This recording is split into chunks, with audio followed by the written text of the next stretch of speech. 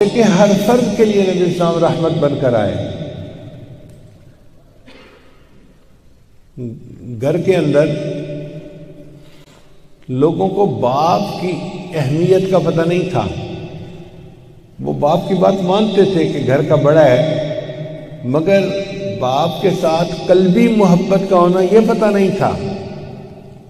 نبی علیہ السلام نے آ کے امت کو تعلیم دی کہ جو شخص اپنے باپ یا ماں کے چہرے پر ایک مرتبہ محبت کی نظر ڈالتا ہے، اللہ اس کے بدلے اس کو ایک حج ایک عمرے کا ثواب عطا فرماتا ہے۔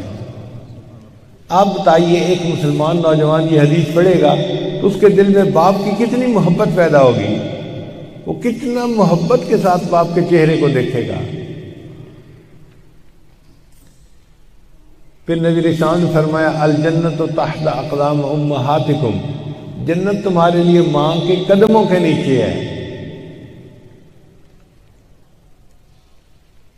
نبی رسول جس دور میں تشریف لائے اس زمانے میں ماں کی کوئی ویلیو نہیں ہوتی تھی، یہاں تک کہ جب باپ مر جاتا تھا تو ماں بیٹے کی وراثت میں آ جاتی تھی، یعنی وہ ماں کو اپنی بیوی بنا کے رکھتا تھا۔ آپ اندازہ لگائیے، ایسے جاہلیت کا دور تھا۔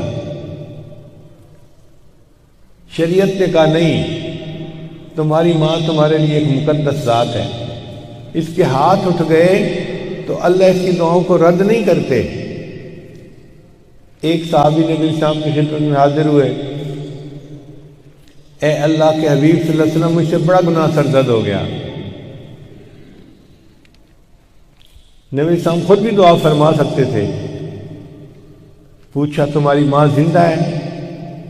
اے اللہ کے حبیب، میری والدہ زندہ ہے۔ فرمایا جا اپنی والدہ سے دعا کروا، اس کی دعا کی وجہ سے اللہ تیرے گناہوں کو معاف فرما دیں گے۔ تو یہ ہمیں راز کی باتیں کوئی نہیں بتا سکتا تھا، اللہ کے حبیب صلی اللہ علیہ وسلم نے ہمیں یہ راز کی باتیں بتائیں کہ ماں کی دعا سے اتنے بڑے بڑے گناہ بھی معاف ہو جاتے ہیں۔